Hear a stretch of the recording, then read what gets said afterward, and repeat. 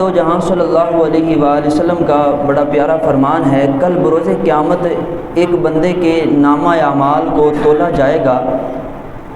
اس کی نیکیاں جب اس ترازو کے اندر رکھی جائیں گی تو گناہ زیادہ ہوں گے، نیکیاں کم ہوں گی۔ جب یہ منظر آقا دو جہاں مدینے کے تاجدار، بے سہاروں کے سہارے،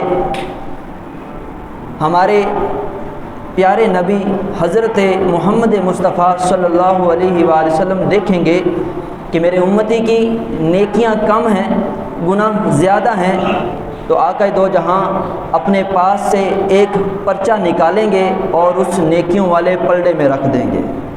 وہ جو نیکیوں کا پلڑا پہلے ہلکا تھا، جیسے ہی اس کے اندر وہ پرچہ حضور رکھیں گے، وہ نیکیوں والا پلڑا وزنی ہو جائے گا۔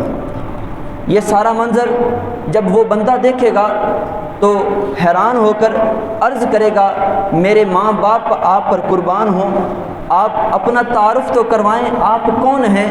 تو پھر آقا دو جہاں صلی اللہ علیہ وآلہ وسلم فرمائیں گے کہ اے بندے، میں تیرا نبی ہوں، اور یہ وہ پرچہ ہے جو تو دنیا میں رہ کر مجھ پر درود پڑھتا تھا، اسی درود کا یہ پرچہ ہے۔